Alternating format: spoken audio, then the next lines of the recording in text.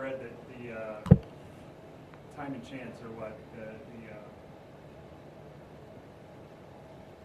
are what's required if you don't believe in creation. I mean, Yes. time and chance. Time and chance. And if you have infinity, then chance ultimately wins out. And that's the thing. Because we have an infinite number of universes. If you accept that this is the only universe, and the reason for the invention of the multiverse hypothesis is because we don't have that much time in this universe. According to their best estimates, the entire universe isn't more than 8 to 12 billion years old. That's nothing. That's a second. There's absolutely no way for even a stupid, simple 100 amino acid sequence to come together if that's it. Now remember, we're not talking about evolving a whole organism. We're talking about one stinking protein that can't possibly live on its own. So, I mean, these numbers are teeny-weeny compared to what would be required to construct an actual organism.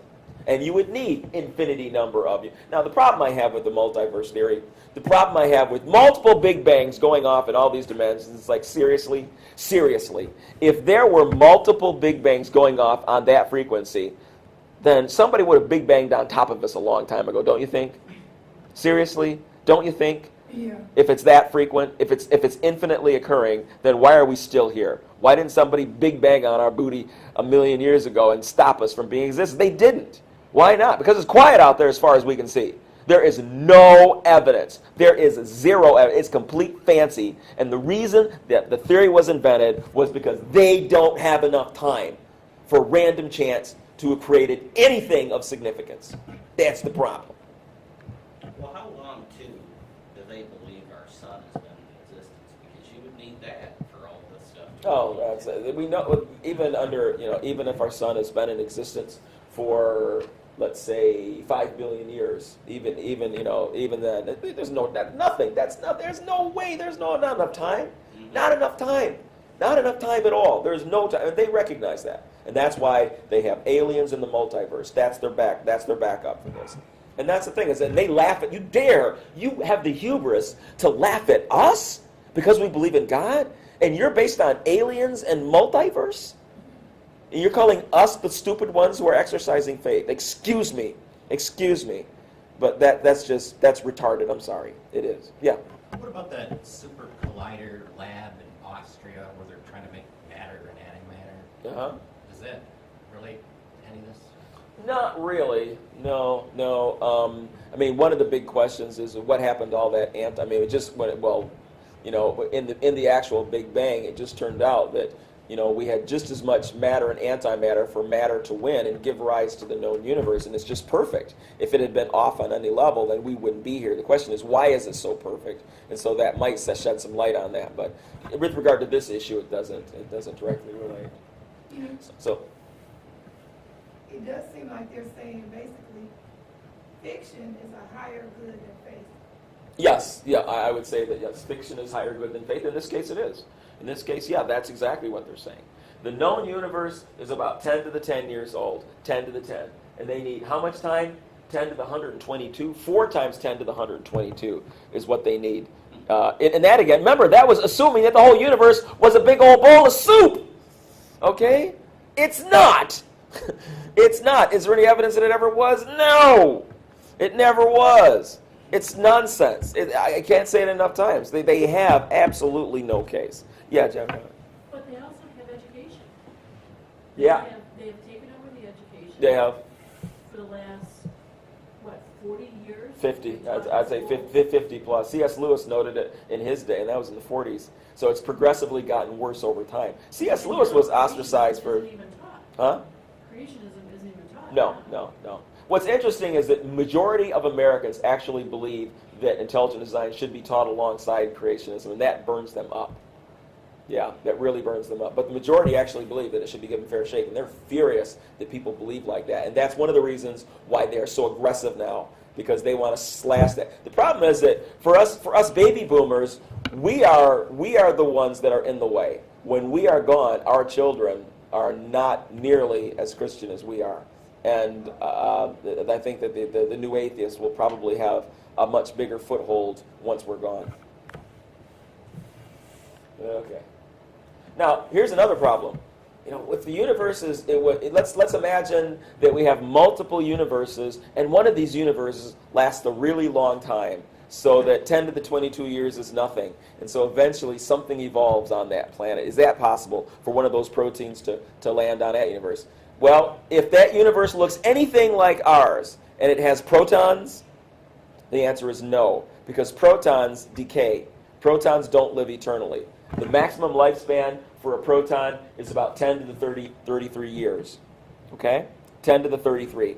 That is nowhere near what you would need. I mean, it's a billion, trillion, trillion times less. There's no universe. The point is, if those other universes are anything like ours, and it would have to be if you're talking about evolving the kind of life on Earth. See what I'm saying? If it's based on atoms like ours is, then we got a problem here, because protons, at least from our experience, protons don't last that long. They only last 10 to the 33 years, and then they decay. Okay? So we got a problem. How do you get to 10 to the 22 years then? You can't. You can't. Not unless you find a way to put some polyurethane on them protons. I don't know. It doesn't work. They break down. Okay, so maximum lifespan of a proton, maybe 10 to the 34th, and this universe is only 10 to the 10. You don't have anywhere near. So even if the entire universe were packed full of amino acid soup, still takes 4 to the 10 to the 122 years before even 100 amino acids will line up. And on Earth, if you take a look at the fossil record, I'm just without arguing about dating techniques and old Earth versus young Earth, let's just give it to them. Let's say the Earth is 4 billion years old. We'll go along with your number. It's 4 billion. When did life seem to show up? 500 million years. Not even 1 billion. At 500 million years, life is already showing up. That's like, boom, instantaneous. Okay? You just opened something up for me, because I always wonder, where did they get this billion years ago and such and such and such? But what you're saying, for these processes to have ever occurred, it would take so much time. Yeah. So that's where they came up with these crazy numbers. Well, yeah. Well, they look at this. Well, that's one of the reasons, is they figure, well, if we got enough time. Well, it turns out that's not enough time. That's not even that is insufficient for it to happen by itself. Okay? I mean, the thing is that regardless of whether you're an old Earth or a young Earth creationist, the bottom line is that what we all agree on is that God did this, that whatever the process was, the process of creation was directed by intelligence. It was directed by intelligence, and there's very strong evidence to support it. So I named 2 of them so far. I talked about the problem of 3 of them. The problem of chirality, the problem of nucleic acid synthesis, and now the problem of specific amino acid sequences. The last one I want to talk about is irreducible complexity. Oh, great, that's the end of that site. Okay. All right, irreducible complexity, basically. You know what I mean by irreducible complexity? Maybe. Okay. There is no such thing as a simple organism. There's no such thing as a simple structure. If you take a look, for example, at bacteria, even simple bacteria have multiple protein components. And these protein components are like little motors, they're like machines, they're like biosynthetic factories, and there's nothing simple. And if you're bringing together an organism, it's either all or nothing. Anybody have a black car? Nobody has a black car in here? Used to. Okay, used to. Okay, why don't you buy another one? Huh? It got dirty, exactly. You wash it, and the next day, dust. You can see every dust speck on the things. They're beautiful when they're clean, but boy, do they attract dirt like nobody's business. You see every little speck of dirt, okay? Well, that's the problem with putting together life forms. You get it together, you got the mouth, you got the cell wall, okay? You're working on the digestive tract, and then your mouth decays away. All right? That's the problem, is it all has to be there together at the same time. Okay, that is a huge problem. And if it's not all together, like look at the flagella. The flagellum is the motor. That's the part that allows the bacterium to swim through the water, to go towards food and to escape from danger, right?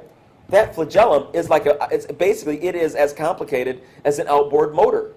And all the proteins that make it up have to be specific, and those thousands of proteins have to fit together just the right way so that it can burn energy and flip that baby around so that it can guide the organism to food or away from danger. It has to be there together. And so how is it? How do you construct an organism by chance? and not lose what you've already built, unless the whole thing comes together in one day, and there you go, and now it's alive, and now it's reproducing. See that? Just get your head around that.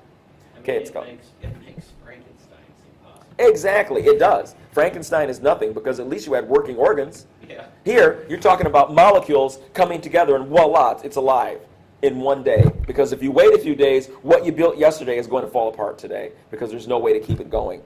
That's the problem.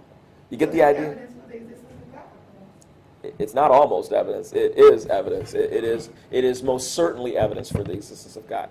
Okay? Yeah, it most certainly is. You say intelligent designer, but God, that's what we mean by intelligent designer. We are talking about God. Yeah, yes, yeah. What's the excuse for it not continuing to happen? Well, it's not so much as an excuse as subterfuge.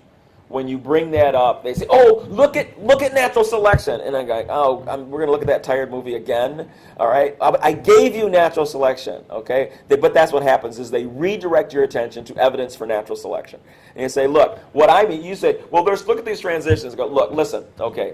What you mean by transition, what I mean by transition are different. What I'm saying here's what's missing. Where is, for example, look at the bombardier beetle, for example." Bombardier beetle has two glands near its hindquarters, and in one gland produces hydrogen peroxide, the other gland produces hydroquinone. Okay? Now what happens when you mix H2O2 with hydroquinone? You get something called an explosion. And so what happens is the organism has a blast chamber that's lined with very thick chitin so that the blast doesn't blow the insect apart.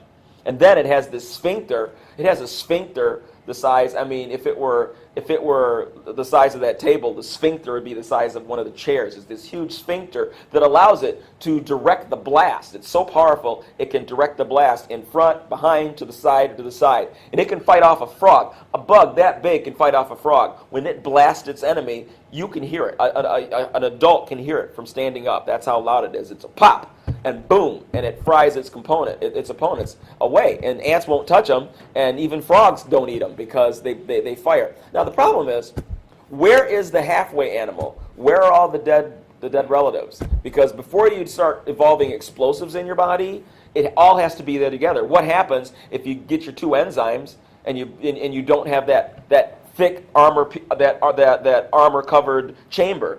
Okay, or why don't you have animals with just an armor covered chamber and no sacs? See, that's what we're talking about. Where are those transitions that have these structures that don't do anything?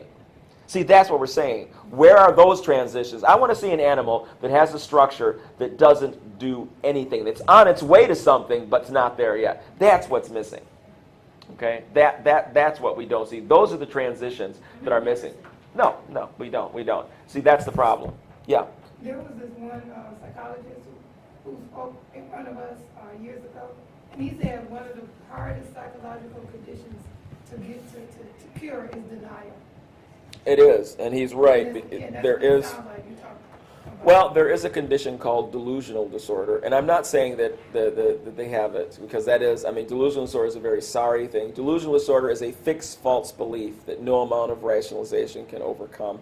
I wouldn't call it that, because that is a clinical condition, and it's extremely difficult to treat. But they have really weird beliefs, though. I mean, we're not talking about this. Is their beliefs, while they're spiritually very damaging, are still in the range of normal human experience.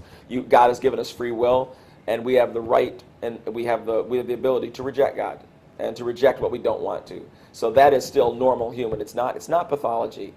We have that ability and right to reject truth. That's part of being human.